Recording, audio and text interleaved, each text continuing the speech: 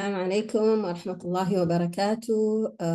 رب اشرح لي صدري ويسر لي أمري واحلل عقدة من لساني يفقه قولي واجعل لي وزيرا من أهلي هارون أخي.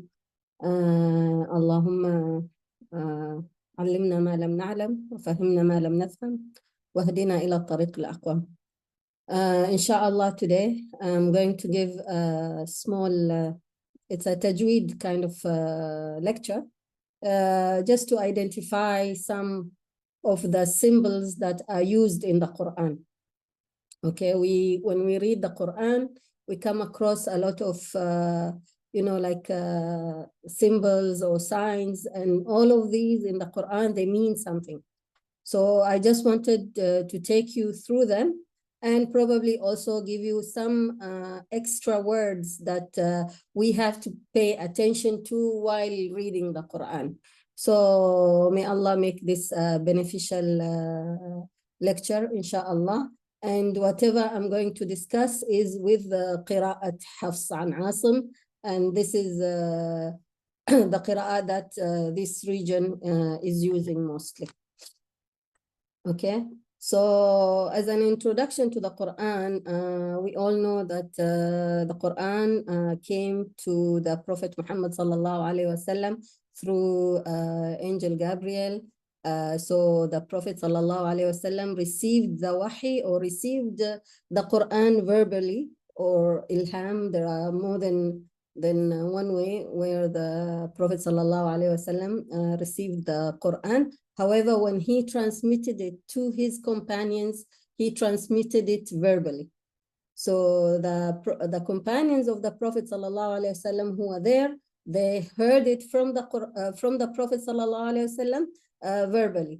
So then some those who knew how to write, they wrote it down, but there were very few scribes in the time of the Prophet sallallahu alaihi wasallam. The majority, of course, heard it, memorized it, and this is what we use now when we read the Quran.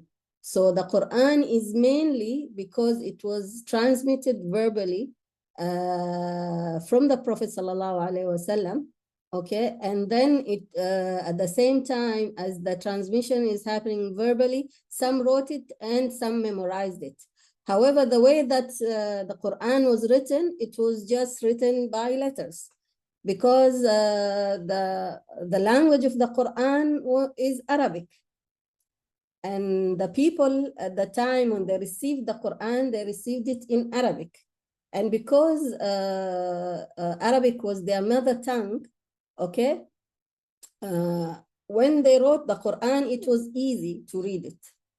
When the expansion of Islam happened, and so many of the non-Arabs became a Muslim, it was very essential to have some signs in the Quran or some symbols to help the non-Arabs at the time or after, to read the Quran the way that it was transmitted to the Prophet sallallahu alaihi wasallam. So ulama late at every Khalifa, each Khalifa had had an addition to the Quran in terms like in the time of Khalifa Abu Bakr, it was all compiled into one mushaf. In the time of Uthman, the mushaf then were copied and sent to different big cities. And then in the time of Ali, the dots, the fatha, the kasra, the vowels were added.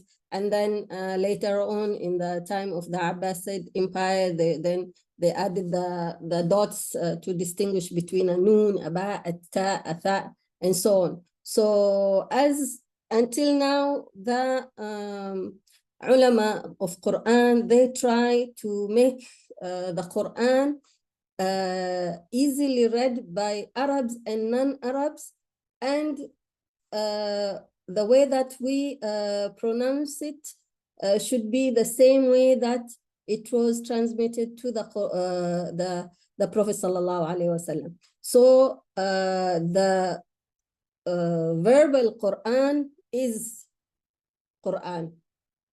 Okay, so when you read it, we have to enunciate. We have to read the Quran with even a slight voice.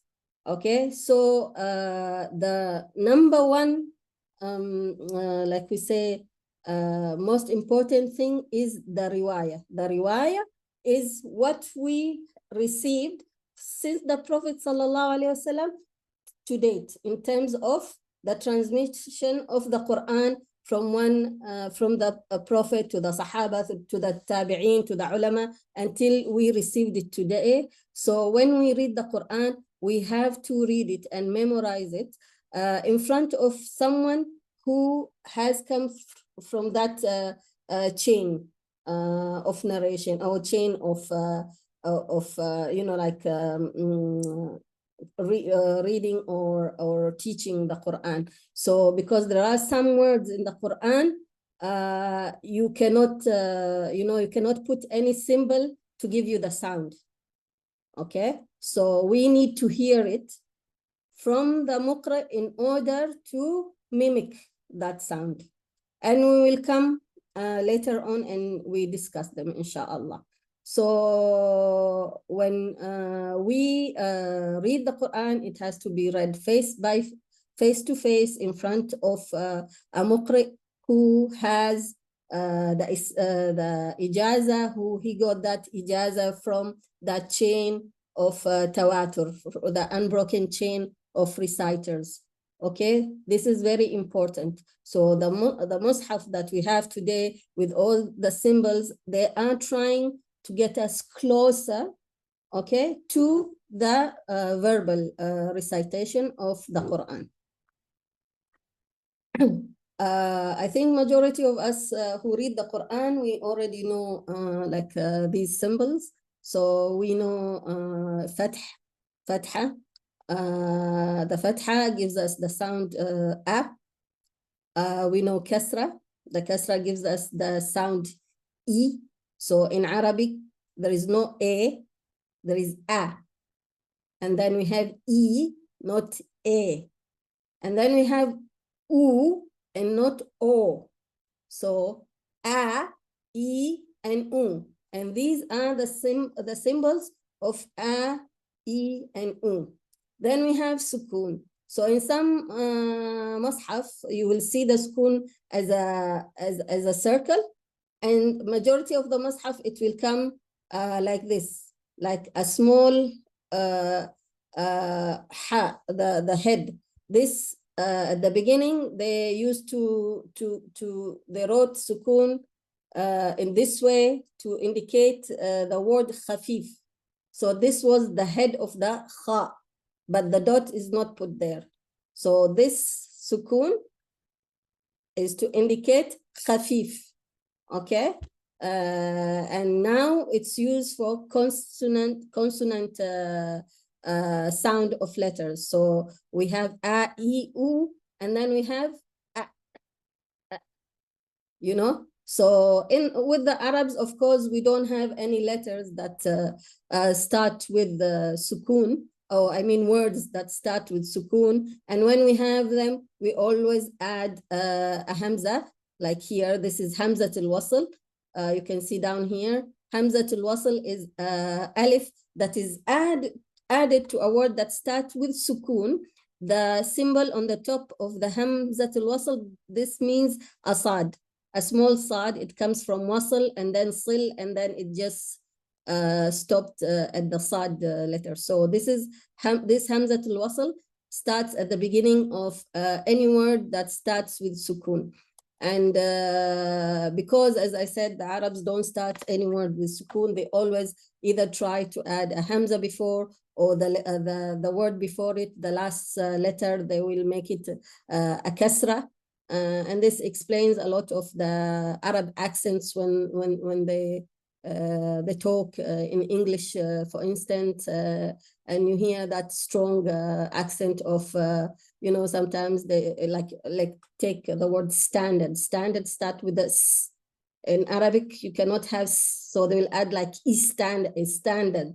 Something precedes it that will give it that sound of before starting with the sukun. Or when you have two consonants, like mouth, you know, they'll say mouth. They will have to move one consonant because you cannot have two together. So these, when you read the Quran, you tend to understand these things that the Arabs who do not speak any other language use when they have that heavy Arabic accent in their talk.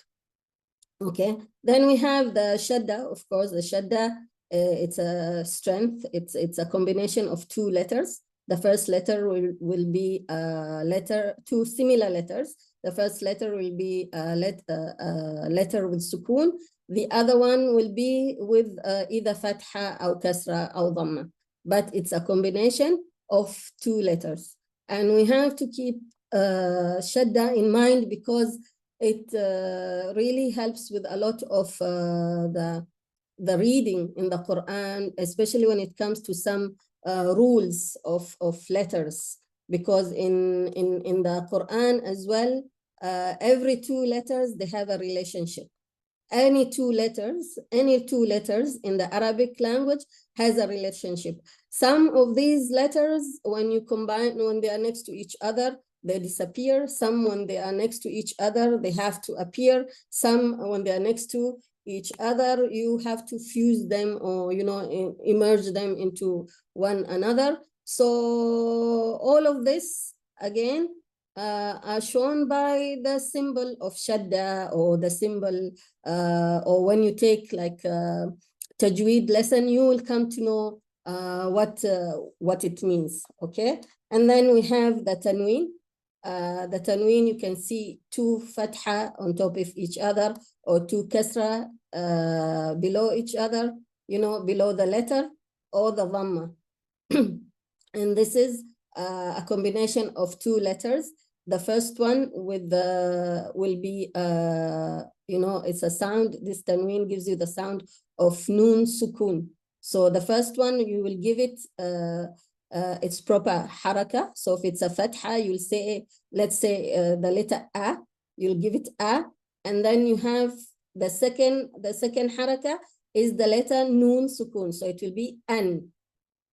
Okay, so this is the sound that you should hear when you have fathatain. Okay, these two tanween fath. An, this will give you in. The third one will give you un. Okay, so this is the sound that you should hear when you see these three signs. Okay. And with tanween, of course, and noon, sukun, we have, again, rules when we read the Quran, Tajweed rules. This sign here is a sign of madda. So whenever you see this sign, this squiggly sign, this sign, it started again with writing mad on top of any letter that you need to prolong more than its time. Like when we have madda, it means we have to give it two prolongation. We say harakatain. So if it's either u, e, a, but when you have this sign on top, it means it has to be more than that. So it can be 4 or 5 or 6, depends on the rule of Tajweed. So you have to keep in mind that when you see this squiggly sign here, it means this madda should be long, not just u, a, e. No, it can be u, a, e. So we give it 4 or 5 or 6, depends on the rule of Tajweed. Now we go to the tanween itself. Here we have to see that in the Quran, there are 2 ways that they draw the tanween. One, this way, to show dhammatain. You see, they are on top of each other. The fathatain are on top of each other. the kasratain on top of each other. The dhammatain, one dhamma like this, and the other one is, like flipped. Okay? These, when you see this, you know that here I have to show the noon sukun. Okay? In tanween. So I have to bring an, like in alimun. I have to bring the noon. Alimun, adaban, kaffarin. Okay, kaffarin. And in the noon sukun, you will see this sukun here. It means I have to pronounce the noon sukun. Okay, so I have to say man or min. Okay, I have to bring. So when you see this sukun on any letter, it means I have to show the letter. I have to pronounce it. Okay, when you don't see this on any letter, it means there is a rule of tajweed happening next to it. So this letter, maybe I need to hide it, or maybe it's completely gone. Like if you see here in lan nushrik, there is no any sign on top of the noon. There is no sign at all. It means there is a rule of tajweed happening here, and I'm not supposed to, pronounce this letter. Here, you have two dhammas like this, and fathatain like this, and kasratain. You can see they are on top of each other, but they are slightly slanted. Here to tell you that when you see these fathatain, kasratain, dhammatain, it means there is a rule of tajweed that the noon, I do not show the noon in an, or in, or un. Okay? Maybe it's totally gone. Maybe only the sound of ghunna that I need to show it. Yeah? So you can see, like I brought this example from the Qur'an. You can see like in wujuhui. Yeah? I'm not saying wujuhun. It's wujuhui yawma idin. So the dhammatain here, they are coming next to each other. And after the dhammatain, there is a ya. It means I have a rule of tajweed here. That means I do not pronounce the noon in un. Okay? Here, you see they are coming, the kasratain are on top of each other. It means I have to show whatever letter that comes after this sign. So it's yawma idhin khashi'a. Yawma idhin. So I have to bring the noon, unlike this one. So when we read, we have to also look at the tanween. If you don't know the tajweed rules, you have to also pay attention to the tanween, and you have to pay attention that some of the letters in the Quran, they come with no symbol at all. This means there is a tajweed rule happening here.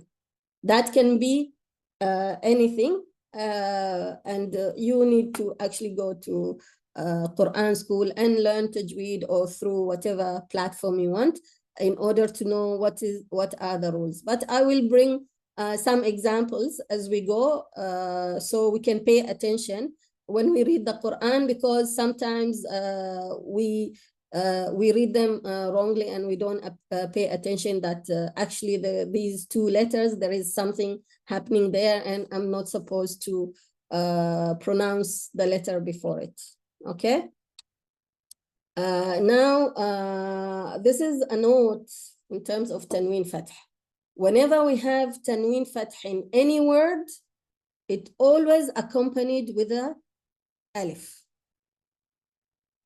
Always accompanied with an alif. Any word you write in Arabic and it has fathatain, you have to write an alif after it. Okay? So if I read this like firashan alone, I will read it firashan. Okay? I have to an. It comes with the alif though. But when I stop here, I stop at this word here, this tanween does not come at a tanween anymore. And this is only with tanween fath, okay? not the other one, not with the kasr, not with the dam. So we read firasha, firasha. Okay? Assalamu alaikum. Ahlam. Are you showing anything on the screen? Because we don't see. Oh, sorry. Nobody, I'm Somebody. sharing. Sharing? Okay, sorry. Someone should have told me from the beginning. Some people have been right. Okay. So again, I was talking about the tanween. Here you can see, when you see these tanweens, one on top of each other, exactly on top of each other, this, it means ilhar. We have to show the letter. And this one, you see this sukoon here, it means, again, you need to pronounce the letter. And when you pronounce the letter, you have to give it its all of its attributes. Tamam? When you see this tanween here, you see this dhammatain is next to each other, not on top of each other. These fathatain are slightly slanted. They're not exactly on top of each other like this one. And this kasratain the same. So here, and you can see like in noon or any other letter, they will not have any sukoon on top of it. So here it means that there is a rule of tajweed happening. Okay? So you need to know what is the rule of tajweed. Okay? But when you see these, it means I have to pronounce the letter. When you see these, it means no, there is a rule of tajweed is happening next to it. Can be either idgham or it can be ikhfa with the tanween. Okay? And I spoke about tanween al-fath. Tanween al-fath, I said that tanween al-fath always comes with an alif. Always. Whenever you write, even in imla, in our ordinary writing of Arabic, whenever we write tanween al-fath, we have to accompany it with an alif. So we'll say firasha, okay? Except, and here you say you have andada. You can see the noon here. It has nothing on top of it. So it means there is a rule of tajweed happening here. Okay? So when we say andada, okay? But my focus is on the tanween and the alif. When we stop on the tanween and alif, we stop with a madda. Okay? When I stop, I have to stop with a madda. Andada. However, we can see here, we have letters that ends with a hamza. There is no, and have a fathatain. There is no alif after it. But when we stop, we still have to bring the madda. We still have to say bina'a, ma'a, nida. Okay, we have to stop in that way. It's not nida or ma. As long as there is two tanween fath, when we stop, we have to bring the madda. And the reason why they didn't put a fatha after a hamza, because then you will have like 3 alifs, one and the hamza and another alif. And this is in the Arabic language, they don't write it in that way. You will not have 3 alifs or 3 hamza, one after the other. Tamam? Now we have the rule of qalb, the meme. We have 2 memes in the Quran. There is a sign of this meme and there is another meme. We will come to it. This full meme, it means we have a rule of tajweed called qalb. Qalb or iqlab, okay? Iqlab, it means I'm substituting the noon sukoon with a meme. When noon sukoon, after the noon sukoon comes the letter ba. When noon sukoon followed by the letter ba, the noon is always changed into a mim sukoon. And then when you have a mim sukoon with the letter ba, this becomes again ikhfa shafawi. And that's why when we read a word like this, we say fa'am, okay, not an, it's mim. Batna. Here you have two different words. You have a mim, you have a noon, tanween dham, followed with a mim.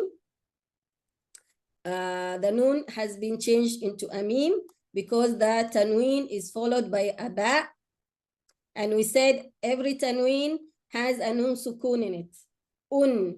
An, in. So that noon sukoon is changed into a mim. So when I read this, when the tanween followed by the ba, when I read this, it becomes awanun bayna mim. Num. So the dhamma of the mim, I have to give the noon, the dhamma, and then the noon of the tanween becomes a ba. And you can see that you can have it either when noon sukoon followed by a ba, here like this, or tanween dham, it will be written like this, a dhamma and then followed by a mim. If it's tanween kasr, it's down here, a kasra with a mim, okay?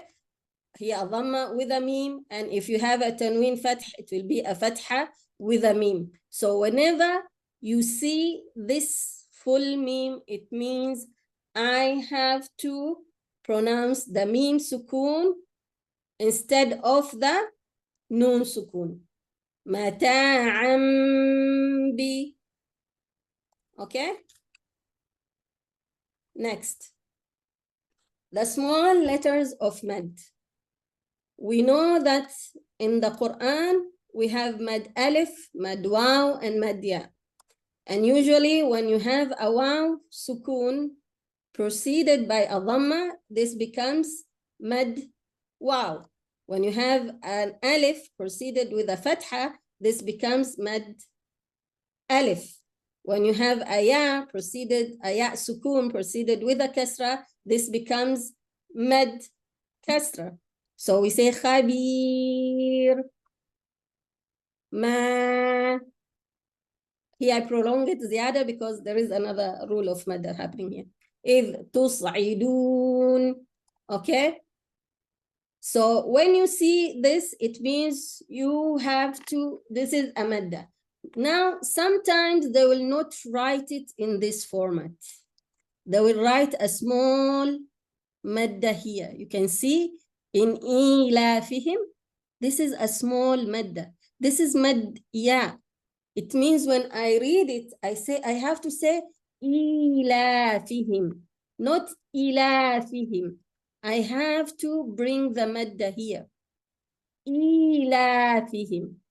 And then you can see the small alif here, alif khanjariya. This is how they would write the madda alif. So instead of writing lam alif, they will write a small madda here. This is mad alif. This is mad ya. And then you can see here in talwuna, this is mad waw. Okay, so here you have two wows. One wow, you have to pronounce it as a wow. The other one gives you the madda. So talwuna. Okay, so we have to pay attention. So in the Rasm al-Uthmani of the Mus'haf, the way that they wrote the Mus'haf, they sometimes substituted the alif madda with this alif, and we call it alif khanjariya, or this small wow, or this small ya. Okay? So you can see here in Dawood as well, and Talwu. Now, when you have it as well, when there is a ha, after ha, okay, not all the ha, some of the has, because there is a rule as well. you will also see this small madda. This is called mad sila sughra when it's only a waw. When you have a waw with a squiggly mad on top, this is called mad sila kubra. So when we see a small one like this, it means I only have to give it two movement. Ithmuhu, two mad. Ithmuhu. When I see a squiggly, a waw with a squiggly madda here, because it's always followed with the hamza, then it means I have to prolong it 4 or 5 times if I'm going to continue. So I say, يُبَدِّلُونَهُ إِنَّ. Okay, so you have to, again, keep in mind these small waw and the small ya. They mean madda. When we don't bring the madda in the Quran, it's called lahn jali. Lahn jali is a big mistake. It means like you are trying to change the wording of the Quran. Okay, because in some of the words, if you don't bring the madda, okay, it changes the meaning of the word. So you have to pay attention to these small waws and the small ya. Okay, however, not all, yes, all the ya are madda, but there are certain words, like you can see here, you have two ya next to each other. Okay, you have a ya with a kasra, and then you have this ya madda. So here we have to pronounce both. Yastahyi. It's not ya. Okay, it's not yastahi, it's yastahyi. Here again you have one ya and the other small ya on the top. So when I read it, it will be nabiyyin. Nabiyyin. The ya, I have to pronounce the ya. In this case, it's different. I just say hubbihi. But in this case, where you have two yas, you have to pronounce the first ya, and the second ya becomes a madda. Okay, we have to pay attention to this. If anything is not clear, please, you can ask me. We move to this one here. You see there is a ya on top of this ya. There is a ya with the kasra and then a ya with the fatha. This is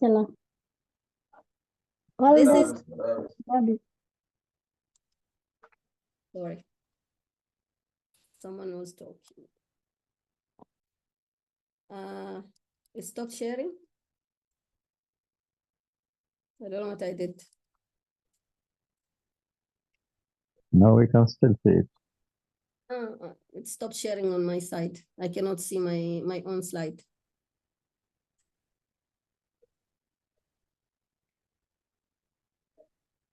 Okay. Having.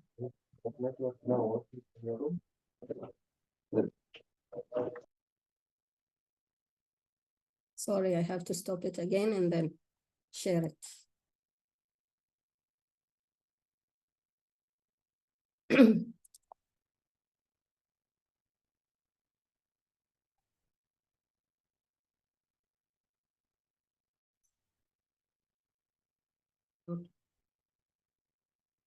Okay, I was here. Now we have this small ya here, but there is a kasra beneath it. So in this case, this ya is not a madda. This is an actual ya.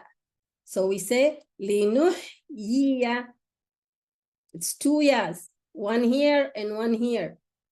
Here again, yuhyiya. One ya with a kasra, the other ya with a fatha. Okay? Here, it's yuhyi, two yas. One with a kasra, the other one is a madda. Yuhyi, nastahyi, uhyi. Okay, yuhyiya. So we really have to pay attention to these small yas. Not all of them are madda, and you have to keep in mind where is the location of the small ya. Okay, in terms of atani, okay, here we have ataniya. I have a small ya here. The noon is complete, and then a small ya on top. They didn't connect it like here. So here, when it's why is this important? It's important if you come to stop at the word as well. So if I stop at the word nastahi, when I stop, it will become the same word, nastahi, because this is a ya. When we stop at any word in Arabic, we stop with a sukun. Okay? However, in yuhyiya, when I stop, I will not say yuhyiya. It will become yuhyi, because this ya turns into a sukun. And yuhyi. This is why it's important to keep in mind what are these small ya mean. So sometimes you are out of breath and you cannot complete to the next word. So when you stop, you have to stop in the right way. You don't just stop as if you're reading. You have to stop the way that it is required when you read the Quran. Okay? So this is why it's important to note if this ya is a madda or it's not a madda, because the way that we stop, it is differs. In terms of atania, here atania, they wrote it this way because there are two ways of stopping on tania. So you can either stop with you know, like with a madda. So this small ya becomes a sukun, and you read and you stop as atani, atani, or you only stop with a nun sukun, atan, atan. So this is the only word that has that two variation, and that's why it was written in this format, and the ya was not you know, like attached to the nun. We go to the madda. Okay, we spoke about Hamzat al-Wasl before, and we said that the Arabs do not start any word with a sukun. So we can see any letter that is preceded, that has a sukun will be preceded with Hamzat al-Wasl. So you can read it, okay? When you stop, like if I start reading this, I'll have to say al-aya, al-kubra. But when I continue, this Hamzat al-Wasl drops because I already have another letter that precedes Hamzat al-Wasl. So it will be al-aya tal kubra. This I don't pronounce Hamzat al-Wasl. So Hamzat al-Wasl is only pronounced if you start with it. If you don't and you continue one word to the other, you have to drop Hamzat al-Wasl. Okay? However, what I wanted to show you here is the way that sometimes they write the madda in the Quran. Okay? So you can see here, when the Hamza is on top of alif, you have to say it فأخذه. Okay? Al-ula. However, sometimes the Hamza comes in between, like in al-akhirah here. You see? It's in the middle.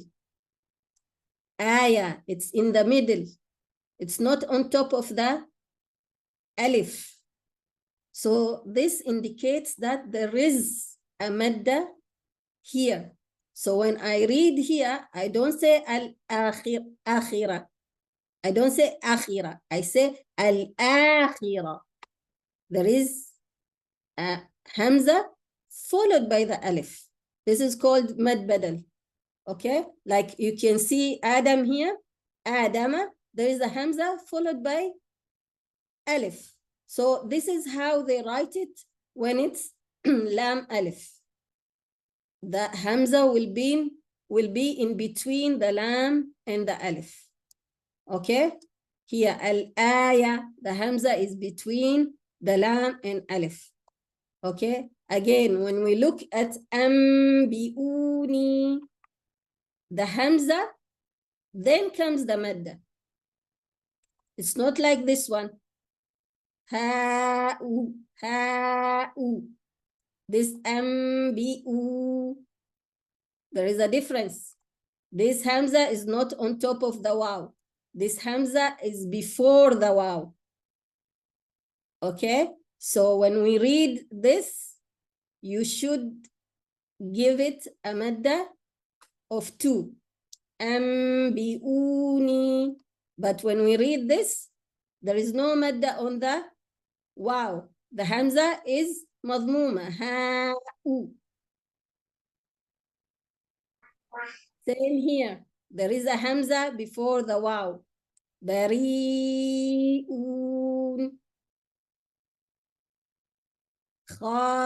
Khasi'in. With the ya. Okay? I just wanted to show you the difference.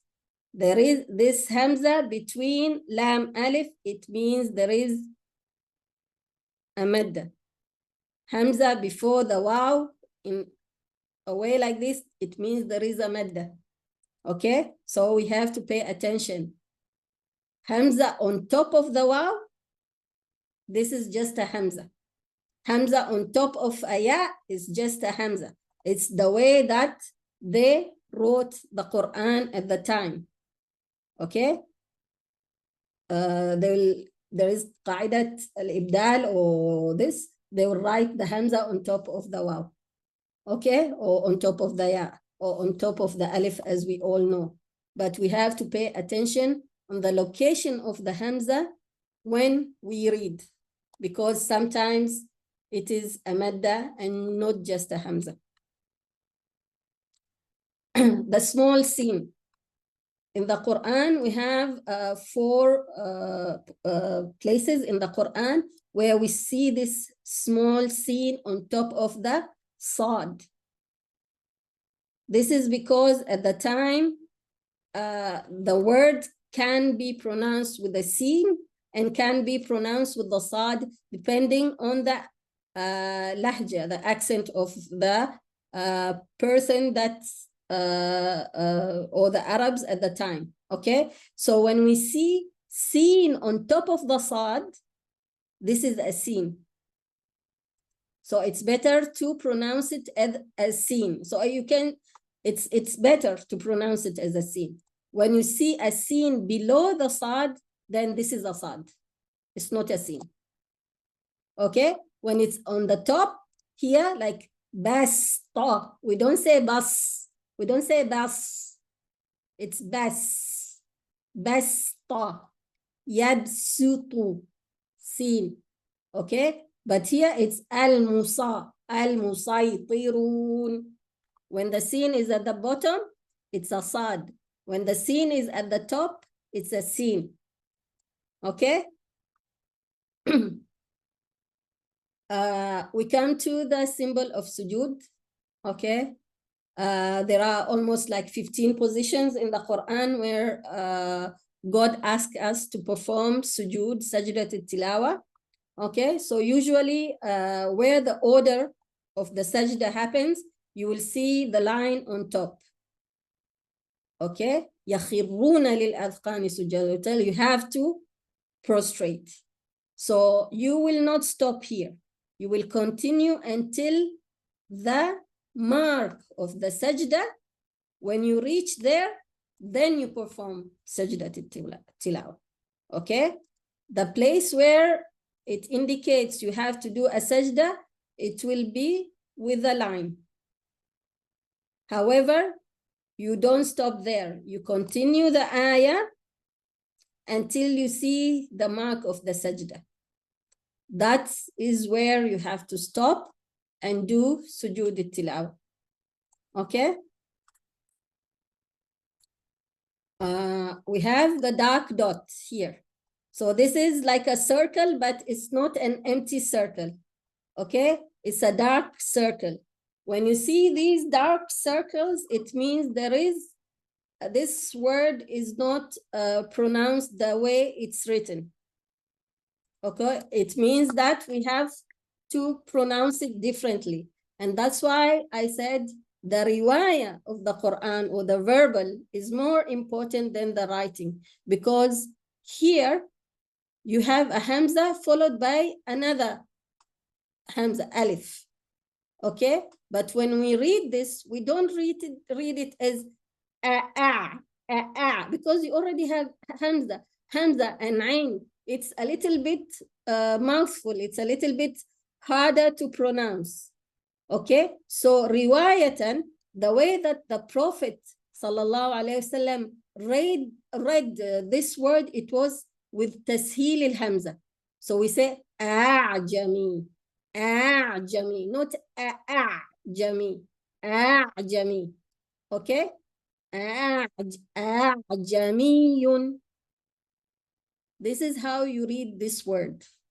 There is a dot on top. It means the way that you read it is different. We have ta'manun. Okay, there is a dot here. The way that this is read is two-way. Okay, it's supposed to be a noon dhamma, ta'manu, and then a noon fatha, ta'manuna. However, when it was written, it got written like this.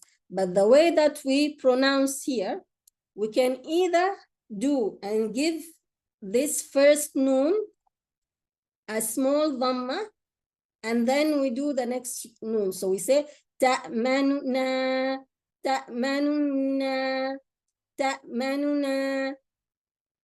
Or when I go to the shadda, I only give an indication with my mouth that there is a dhamma here. And I do ta'ma, ta'manuna, ta'manuna. I read it like that. Ta'manuna. So this you can check YouTube again. This is in Surah Yusuf. And you see the way that they read this word. Here there is a rule that is called Ar-Rawm al-Ishmam here. So you give the noon, here there is a shadda. So in the gunna, you then just show as if there is a dhamma without pronouncing the dhamma, and then you have to give the gunna here. So you have to see how it's read, because that's how you need to read it. Okay? Here, majreha, this is the only place where the madda has an imala. So usually the madda alif will be majraha. However, in this, because of the dot, it means the a is a. So when I read it, I say majreha, majreha, not majraha. Majreha. Okay, so we need to look. There are only these three places where this small dot is, and we need to know how to pronounce these words. Now, the empty circle. So the empty circle usually indicates a sukun. However, on some of the madda letters, okay, or any other letter, when you see an empty circle, it means I do not read that letter. I do not read that letter. So usually it is on a madda letter. So it's either alif or ya or waw. So when I read here, okay, I drop the ya as if the ya is not there. So I do not read wa mala'ihi. No, it's wa mala'ihi. The ya is not there. وَمَلَئِهِ here at shay. This alif is not there. So it's not li shay. It's li shay'in. Li shay'in. The alif is not there. Okay? Mi'a.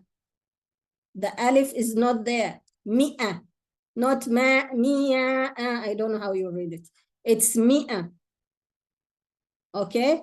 Ulaika. The wow. It's not ulaika. It's not a madda. The wow is not there. So ulaika. Ulaika. Okay? This is what the empty circle means. You drop that letter. You don't pronounce it.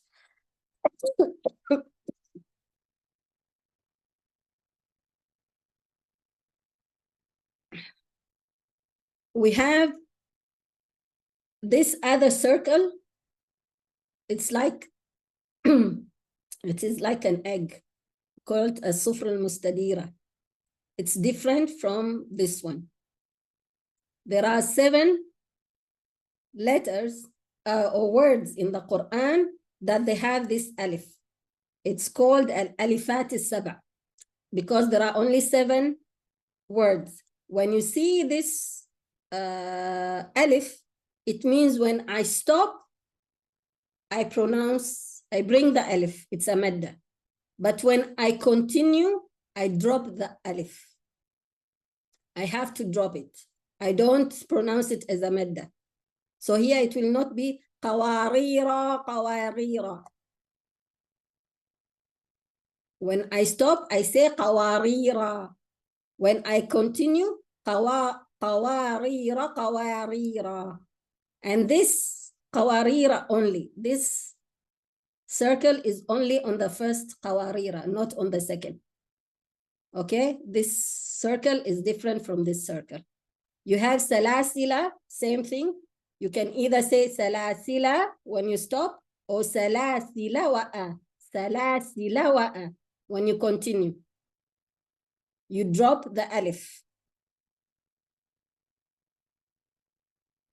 Okay, I hope it's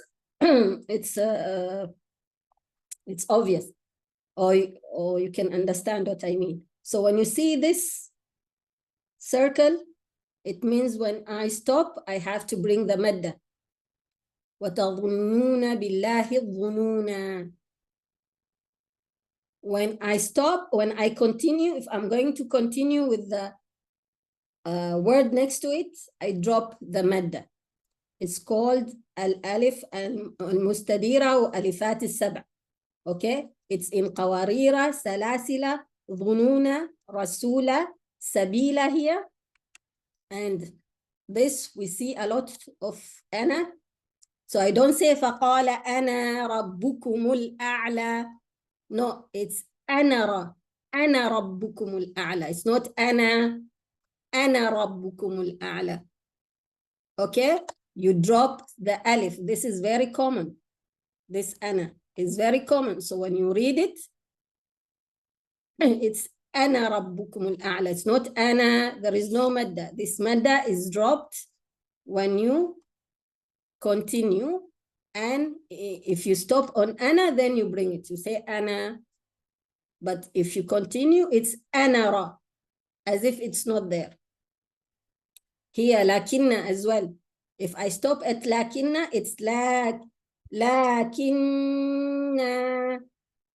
But when I continue, it's lakinnahu wallah. Lakinnahu wallah. Okay? I bring the ghunna of the noon and I continue to the ha. There is no madda. These are the 7 alifat al-sab'a. We have to pay attention to this as-sufr al-mustadira, this kind of circle, whenever we read. Now the signs of stops. We have qili. When you see qili, it means it's better to stop than continue. When you see sili, like waqf. When you say waqf, the qaf here, qili. When you see sili, it means it's better to continue then stop. When you see this meme, we talked about it, it's meme al-iqlab. When you see this jim, it means if you want, you can continue. If you want and you're not going to have enough breath to continue, it's better to stop. Or you can stop. You can either continue or you can stop. Waqf jaiz. Okay? This is for jaiz. The scene here is for the sect. Sect, it means when I see this small scene, I stop only momentarily. Not like waqf. I don't stop and take a breath and continue. No, it's only momentarily and then I continue. And I have examples, we will see them. This meme is different from this meme. This meme, it means it's waqf lazim. I have to stop. If I don't stop, the meaning of the ayah is going to change. I have to stop when I see this meme. It's waqf lazim. Then I have these 3 dots. It calls al-muta'aniqain or al-mu'anaqa. When you have these 3 dots, it's mean I'm allowed to stop, and they usually come in pair. So when you see whatever, you can either stop at the first 3 dots or the second 3 dots, but not both and not to continue. You can stop at the first or the second, but you have to stop in one or the other. Okay, not both, and you're not allowed to continue. And we talked about sujood al-tilawa. So here we can see here waqf jaiz. We can see qili. It means it's better to stop. Qaf, waqf qili. It's better to stop. We stop anyway at the end of each ayah when we see this. Okay, we have sili here. It means wasl, awla, wasl, sili. Okay, and then we have the meme here. The meme, it means I have to stop. Okay, I have to stop at أن تعتدوا. بعدين وتعاونوا على البر والتقوى. I have المتعانقين هنا. So I either stop محرمة عليهم or I stop at محرمة عليهم 40 سنة. Either here or here, but not both. Okay, and not to continue. The sect, as we said, this is small sect, the scene. It means I have to just stop momentarily and not stop and breathe. So if I read كلا بل ران, كلا بل ران, I stopped.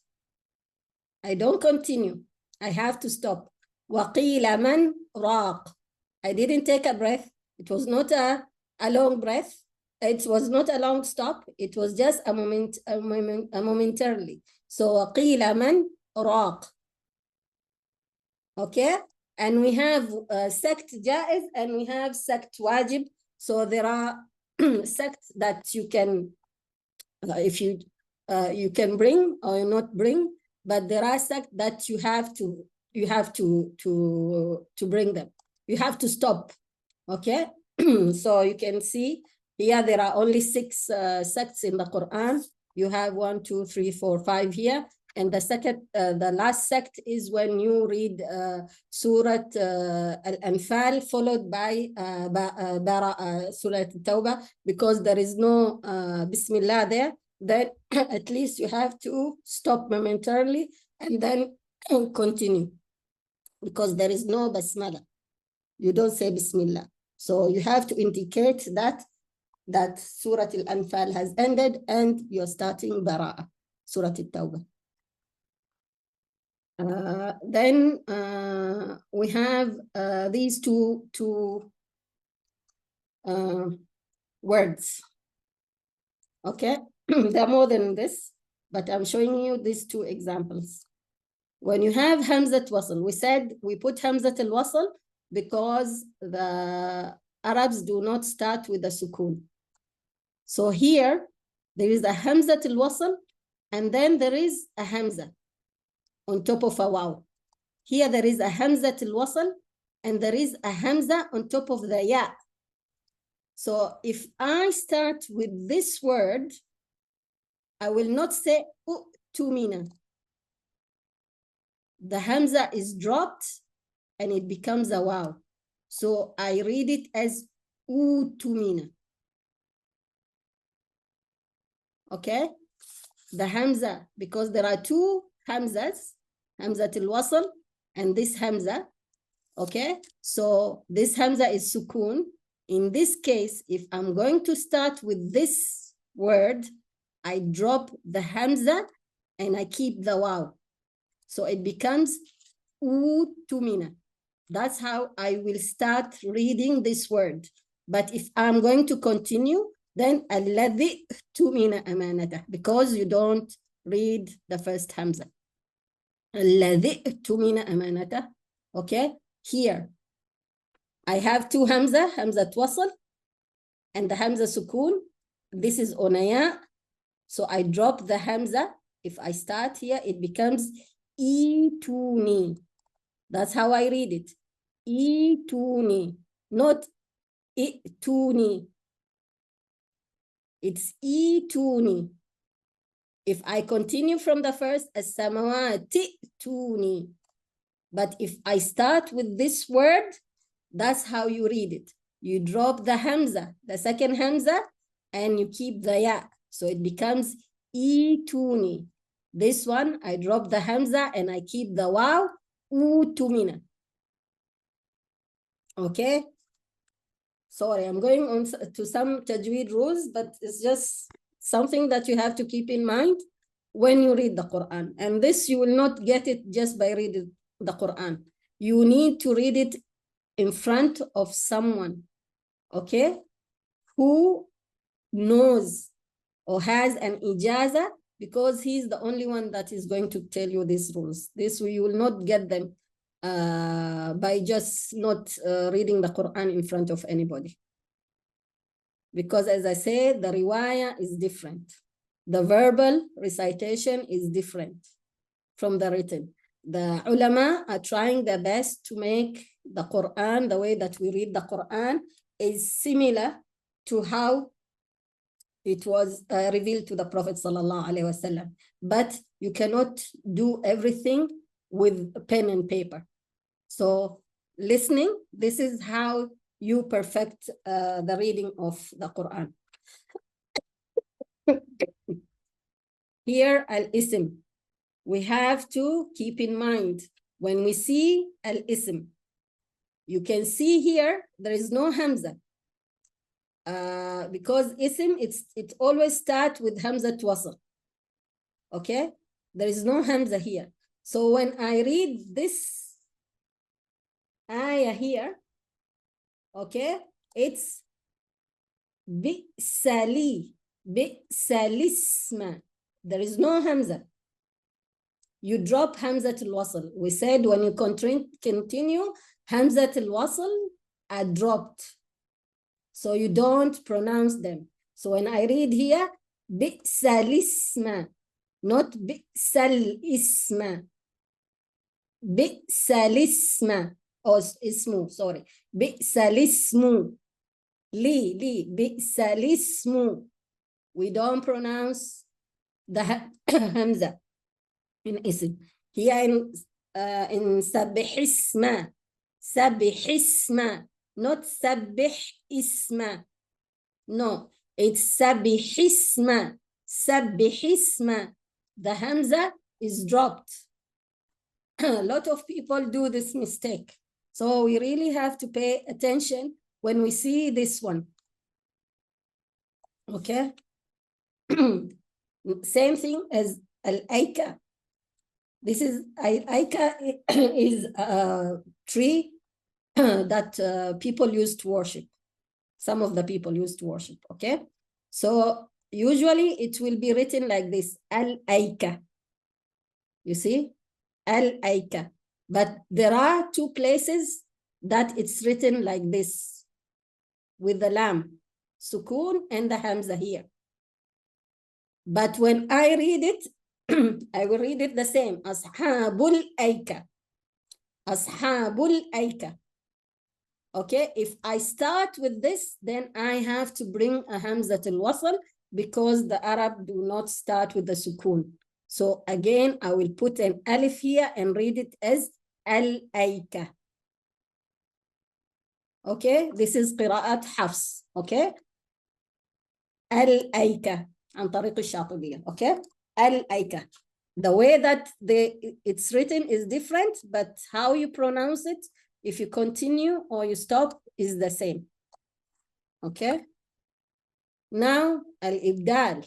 We have places where the alif madda has been changed and was put on top of a waw. So the way that we read this one is as-salati. It's not like this one. You can see waw, there is on top of it, there is a fatha, and then there is a madda. This is as-salawati. But this is as-salati. The madda is on top of the waw. Okay? The madda is on top of the waw. So it's as-salati. And there are 8 words in the Quran where the madda was written in this way, on top of the waw. So this is al-ghadati, al-hayati, al-najati. Okay, kamishkatin, not kamishkawati, no. Kamishkatin, manata, not manawata, no. There is no fatha, it's a madda. Al-riba, al-salata, al-zakata. Okay, so when we read, we really have to pay attention to these. Where's the madda? Okay, I showed you an example of as-salah. There is a fatha here, and then there is a madda after it. So here, yes, we read it as-salawati, wa-ti. But this, no, the madda is on top of the waw, then it is a madda alif. Okay? Here is just some of examples, and this will be the end of my presentation. I know I just took a little bit more time. When we said that if you see a letter without any tashkil on top of it, there is no sukun, there is nothing, it means there is a tajweed rule. Okay? Here we are dropping the dal. So we are not mentioning the dal. We are going to read the qaf and then go to ta. وَقَدْتَ, وَقَدْتَ. Not وَقَدْتَ, not وَقَدْتَ, وَقَدْتَ. Okay? Ta, and then a ta. When I read this, I say أحبت. I have to, because ta is stronger, so it's not a total fusion. There is, I have to give it a little bit of, it's أحبت, أحبت. بسطت, بسطت. Here, نخلقكم. Qaf is not there. نخلقكم. There is no qaf. نخلقكم. Okay? It's not نخلقكم. It's نخلقكم. Ba and mim. اركم معنا. There is no ba. اركم معنا. عبدتم. Not عبدتم. عبدتم. لا أعبد ما تعبدون ولا أنا عابد ما عبدتم. There is a ba and ba. This ba is not there. I only pronounce the other ba. وَلْيَكْتُبْ بَيْنَكُمْ. Because it's a shadda, you hear ba sukun at the beginning. Okay? وَلْيَكْتُبْ بَيْنَكُمْ. رَبِحَتْ تِجَارَةً. Not رَبِحَتْ تِجَارَةً. رَبِحَتْ تِجَارَةً. Okay? And then we have again 2 similar letters in the same word. So this is not yudrikkum. This is yudrikkum. kum. The kaf is not there. We go to the shadda. There is an idgham mutamathilain here. So we go yudrikum. Yuwajjihu. Yuwajjihu. Not yuwajjih. Yuwajjihuhu or yuwajjihu. But you hear the first sukun because of the shadda.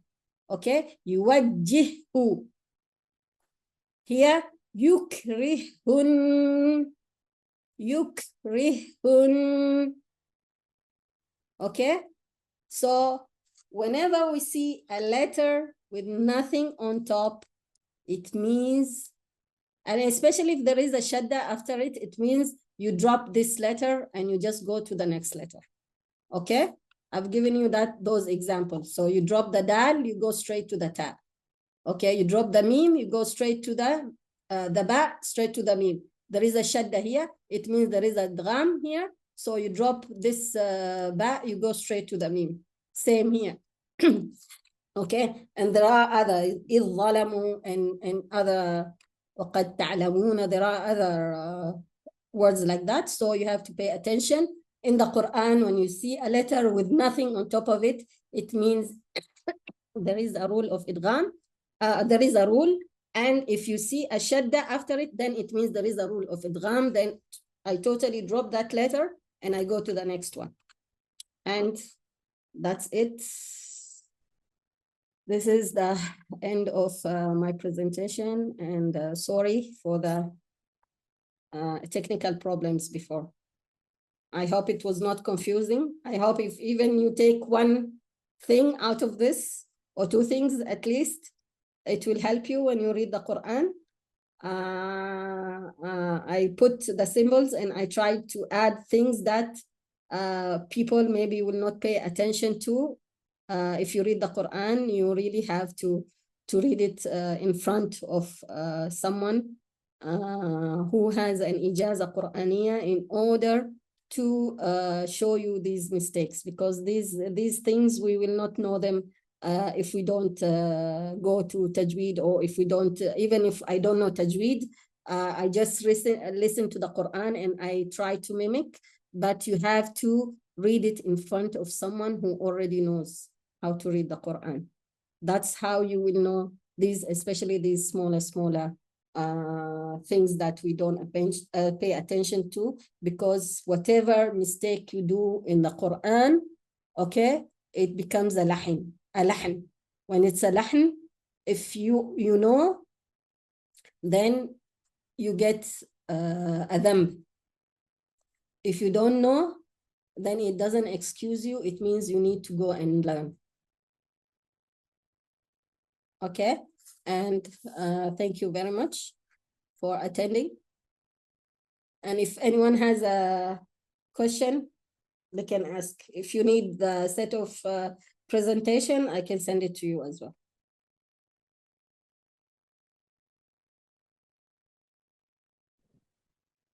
Jazakallah khair, Okay, Ustadha. thank you.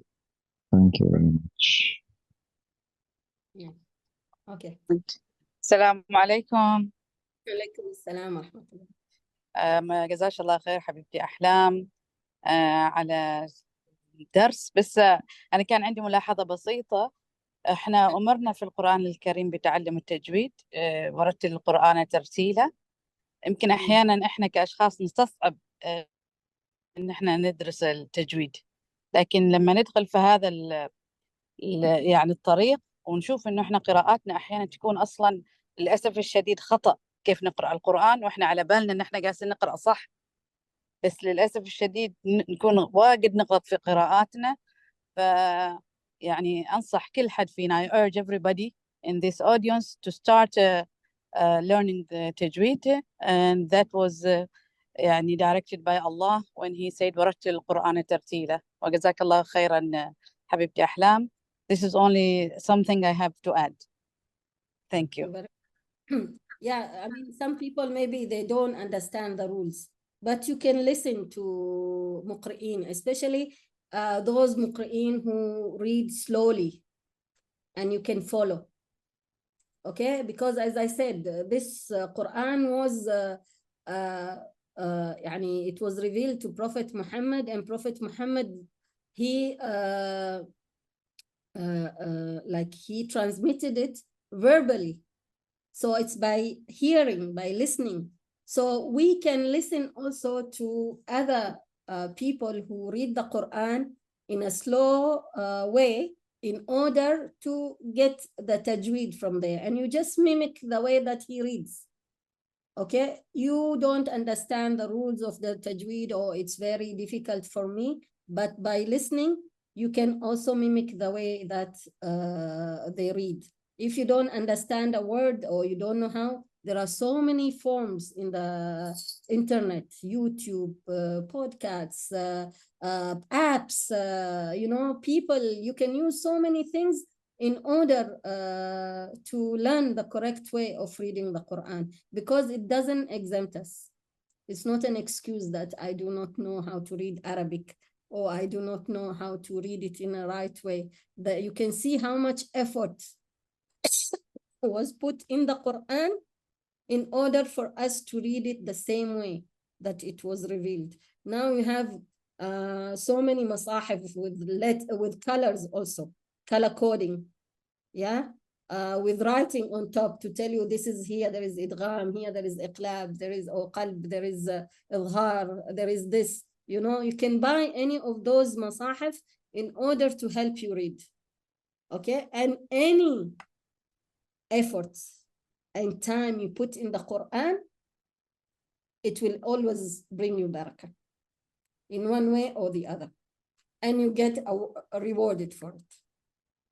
Any effort, even if you find it difficult, even if you see, oh, I'm spending so many years and I still don't know how to read the Quran, all of that, you get rewarded. وَالَّذِينَ جَاهَدُوا فِينَا لَنَهْدِيَنَّهُمْ سُبُلًا. This is in the Quran. You strive towards God in any way, He will always guide you. He will always make it easy for you. And we'll just conclude because of the prayer. سبحانك اللهم وبحمدك نشهد أن لا إله إلا أنت نستغفرك ونتوب إليك. اللهم اجعل اجتماعنا هذا اجتماعا مرحوما وتفرقنا من بعده تفرقا معصوما، ولا تجعل منا ولا معنا آثما ولا محروما. وصلى اللهم وسلم على سيدنا محمد وعلى آله وأصحابه أجمعين. اللهم إني أسألك بأن لك الحمد لا إله إلا أنت المنان بديع السماوات والأرض يا ذا الجلال والإكرام يا حي يا قيوم. يا الله انصر إخواننا المستضعفين في غزة وفي اليمن، في السودان، في سوريا، في لبنان، في كل مكان. اللهم انصرهم. اللهم خذلناهم فليس لهم أحد غيرك. اللهم صل وسلم وبارك على محمد وعلى آله صلاة يشغل بها الظالمين بالظالمين وتهلك الكافرين بالكافرين وتخرج المسلمين من بينهم سالمين، والحمد لله رب العالمين. آمين. Thank you.